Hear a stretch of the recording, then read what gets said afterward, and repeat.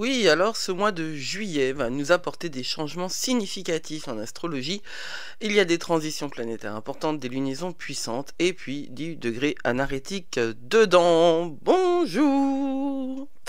C'est Judith d'Astrologie et compagnie. Je suis la créatrice et je vous invite à ce tour d'horizon du mois de juillet 2024 avec des super slides qui ont été préparés, pas par moi.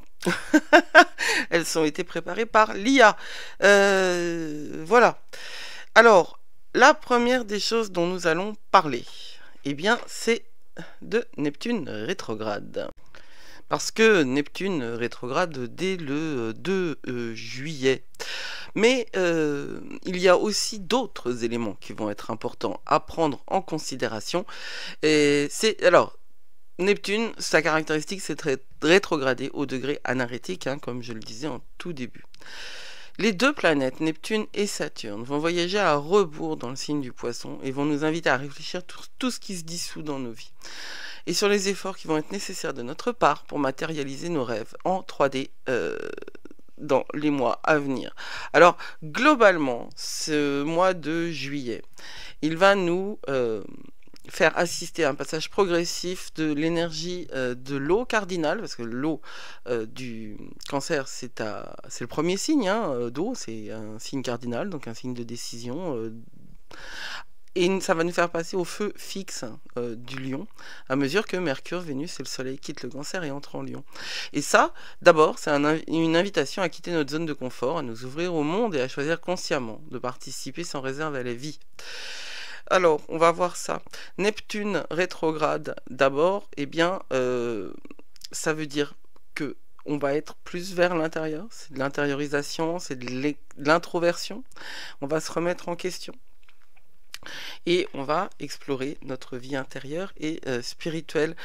Et le même jour, oui, je me remets d'une grippe, le même jour, le 2 juillet, non seulement Mercure rétrograde au degré anarétique du Poisson, 29, et ensuite, je vais en reparler du degré anarétique. Mercure entre en Lion, et ce qui nous encourage à une expression créative et confiante. Les effets, vous les voyez ici, c'est à la fois de la réflexion intérieure et à la fois de la communication enthousiaste.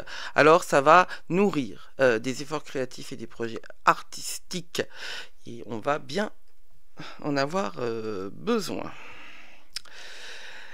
Les lunaisons sont puissantes, comme je vous le disais. Le 5 juillet, c'est une nouvelle lune en Cancer qui va nous offrir un renouvellement émotionnel et familial. Et donc, on va devoir travailler notre relation avec le passé.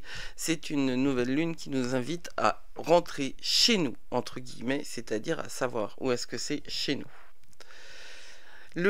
L'autre point, c'est donc, comme je le disais, le passage en feu.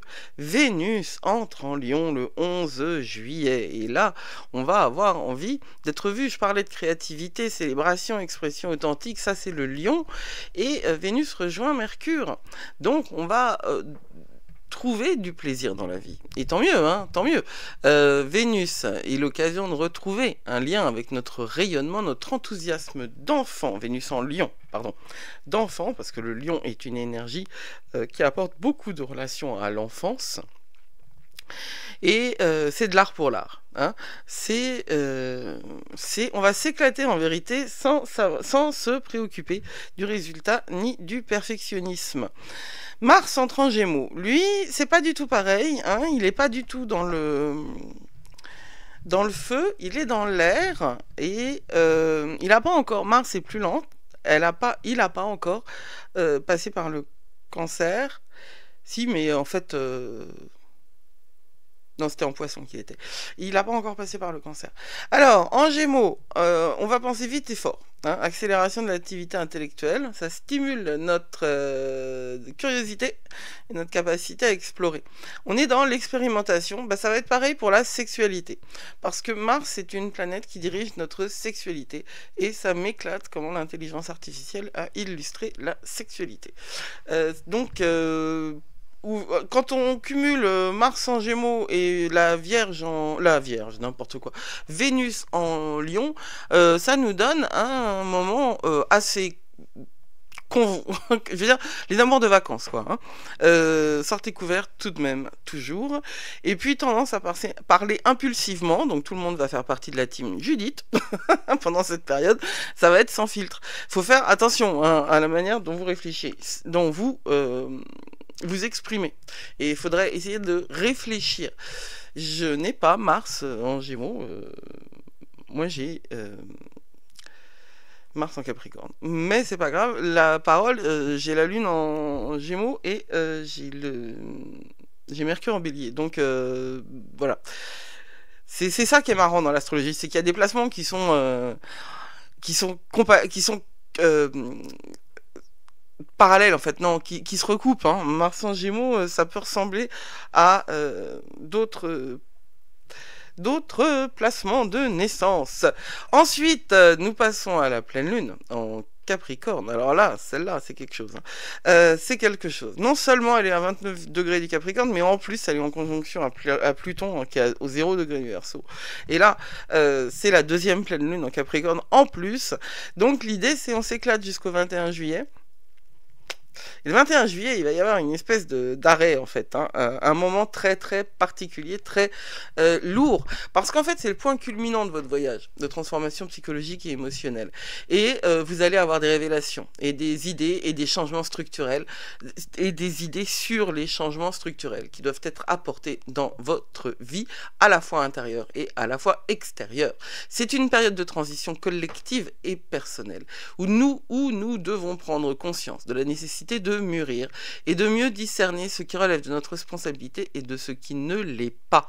La conjonction avec Pluton va nous inviter à nous libérer des mécanismes de défense, des couches de protection et des stratégies inconscientes que nous employons pour satisfaire indirectement nos besoins. Si c'est pas un truc de folie ça, et en plus il y a une dimension hyper karmique là-dedans, on reviendra dessus, mais moi ce que je vous invite à faire vraiment, c'est à partir de maintenant de noter ce qui se passe en vous, pour vous, parce que cette pleine lune là, c'est donc la deuxième. La première pleine lune en Capricorne avait lieu au degré 2 du Capricorne, mais là c'est au degré 29 et en fait le voyage il a commencé bien avant, mais ne serait-ce que ce voyage là vous pouvez le regarder, notez ce qui se passe en vous, surtout qu'on n'est pas dans une période neutre, hein. Collectivement parlant c'est le moins qu'on puisse dire qu'on n'est pas dans une période neutre, donc il faut prendre ses responsabilités aussi. Moi je parle pas de ce qui se passe à l'extérieur, je parle de ce qui se passe à l'intérieur, parce que je pense que c'est en changeant l'intérieur qu'on peut changer l'extérieur, mais ce qui se profile ne m'enthousiasme pas du tout. La saison du lion qui commence le 21 ou le 22. Alors la saison du lion, ça c'est un truc, c'est vraiment très marrant parce que ça correspond parfaitement à cette saison de l'été. Il est beau ce lion en plus, là l'IA elle a pas déconné. Le lion, il est dirigé par le soleil. Donc le soleil quand il rentre en lion, il est content. Il est content, il rentre à la maison. Alors, ça nous rappelle de nourrir notre connexion avec notre créativité, de garder notre flamme intérieure allumée et d'investir notre énergie dans ce qui nous donne de la joie. Puis du panache, hein, et de la superbe, il est superbe absolument. Et on en a besoin de ce panache et de cette superbe là. Donc, faut aussi s'amuser. Il va falloir s'amuser parce que le lion nous invite à nous amuser, et puis que Mercure 4 jours plus tard rentre en Vierge, et là on va beaucoup moins rigoler. C'est quand même une énergie de rentrée, la Vierge. La Vierge c'est un signe de rentrée, donc quand Mercure passe en Vierge, on passe d'une énergie tout feu tout flamme, d'une expression créative branché sur cette dimension-là, à la concentration et l'auto-analyse. Et on va intégrer plus de discernement, on va se concentrer sur la résolution de problèmes, et ça correspond tout à fait avec ce que nous demande pleine lune en Capricorne qui a eu lieu, j'ai oublié, le 21, ça correspond tout à fait à ça. On sera encore dans cette énergie-là, hein. On sera surtout dans les résultats de cette énergie-là. Donc on va utiliser ce qu'on a reçu pendant la pleine lune en Capricorne avec Mercure en Vierge pour explorer une nouvelle façon de penser aussi la santé et notre bien-être. Ce qui est marquant durant le mois de juillet 2024, c'est que toutes les planètes entrant en Lion vont également s'opposer à Pluton en Verseau. Alors on a Lion, Mercure, Vénus, Vénus et le Soleil. Et les opposés, là il y a un tableau récapitulatif. J'ai décidé d'être plus synthétique. Il y a un tableau récapitulatif de ce que je souhaite mettre en avant. Le lion opposé à Pluton, eh bien, ce sont des luttes de pouvoir. Et le combo Mercure-Vénus-Soleil, ce sont des confrontations intellectuelles. Alors, ne prenez pas ça mal, c'est pour ça que les résultats, je les notais comme prise de conscience des dynamiques de contrôle. C'est au contraire très intéressant, ça va nous apporter énormément sur la manière dont on va comprendre comment on est contrôlé, comment on est... comment on contrôle également, hein, notamment au sein des relations. Alors évidemment, quand on réalise quelque chose, eh bien, il y a des possibilités de confrontation. Hein.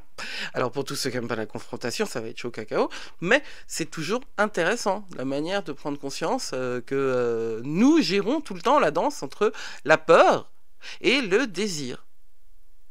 Et que c'est nous ne pouvons pas éviter de danser. C'est comme cette idée, nous ne pouvons pas éviter d'être mouillés, nous devons apprendre à danser sous la pluie. Et Mars va passer à travers Uranus. Non. Pardon. Mars va passer en confrontation en conjonction avec Uranus. Et là, j'ai eu envie de vous présenter, parce que le logiciel de slide me le propose, et que je trouve ça assez génial, la conjonction, c'est le 15 juillet. Avant, Mars est en Taureau, après, Mars est en Gémeaux. Et donc, quand Mars en Taureau, hein, il est en Taureau quand il est conjoint à Uranus, et il va y avoir un sacré désir de rébellion et de changement qui va secouer la grosse bestiole. Ça va nous demander d'affirmer notre liberté et d'opérer des changements drastiques. L'aspect se précise donc le 15 juillet, et nous pouvons nous attendre à des rébellions et des tournants perturbateurs tant sur la scène mondiale que dans nos vies individuelles. Et c'est ensuite que Mars entre en Gémeaux, et que là, il y a ce que je racontais, comme à la fois une parole qui se libère et qui peut être agressive, à la fois une sexualité qui peut sortir des sentiers battus, et une mentalisation, une intellectualisation des choses.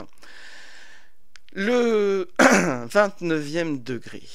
On termine sur cette notion du degré anarétique qui va être activé à plusieurs reprises. D'abord par Neptune, ensuite par la pleine lune, donc en Poisson et en Capricorne. Le 29e degré, le degré anarétique, est un point de crise et d'opportunité qui marque un changement imminent. Et les thèmes du mois sont les transitions collectives puissantes et des opportunités de transformation. Pardon. Ouais. Alors, le degré anarétique, c'est donc le 29e degré, c'est celui qui est à la toute fin. C'est celui qui a amassé toutes les énergies, mais qui en même temps les a hiérarchisées. La crise, hein, je le rappelle, ça vient du terme grec qui signifie passer au crible, c'est-à-dire que quand on secoue le truc, il y a des choses qui se séparent. Voilà ce que fait la crise. Elle fait se séparer le bon grain de livret, enfin voilà, elle fait se séparer, elle fait nous séparer des scories aussi. Un changement est imminent et nous traversons une puissante transition collective. C'est donc une énergie, comme je le disais, d'achèvement, d'aboutissement et de transformation. il va y avoir, durant ce mois de juillet, des décisions pour changer de vie, résoudre des affaires en suspens et créer un espace pour les nouveaux départs. Alors, évidemment que c'est un mois puissant et difficile, à tous les niveaux, je pense, mais c'est vrai qu'en France en particulier, et j'ai choisi volontairement, moi qui suis plutôt sombre, j'ai choisi de mettre des couleurs assez délirantes dans ces propositions d'illustration, parce que on va pas se laisser faire non plus. L'opposition à Pluton, hein, on récapitule. Les planètes en Lion qui s'opposent à Pluton en Verseau vont mettre en lumière les luttes de pouvoir et les dynamiques de contrôle, ainsi que les confrontations intellectuelles. La traversée d'Uranus par Mars, nous pouvons nous attendre donc à des désirs de rébellion et de changement drastique, et le 29e degré, eh bien c'est une énergie puissante de transition collective qui nous attend. Alors moi, je vous souhaite un mois de juillet fructueux et passionnant. Je vous souhaite de faire ce qu'il est nécessaire pour prendre soin de vous, ne pas oublier que vous êtes plus fort que vous croyez, et prendre le temps de réfléchir à ce que vous voulez vraiment pour tout le monde, pour le collectif. Merci de votre attention. Si vous n'êtes pas encore inscrit à la newsletter Les Murmures du Ciel, je vous invite à le faire. Vous pouvez recevoir ainsi chaque mois l'agenda du ciel qui vous propose un récapitulatif par semaine. Vous le voyez ici, là, chaque semaine. Là, vous avez la présentation des vides de course.